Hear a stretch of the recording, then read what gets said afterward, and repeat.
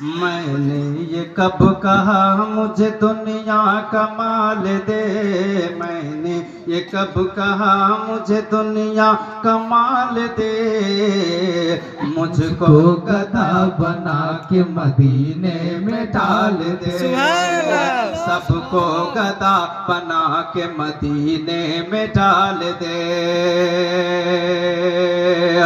कहते रहे बिलाल यही हर मकाम पर, कहते रहे बिलाल यही हर मकाम पर, निकलेगी मेरी जान मोहम्मद के नाम पर।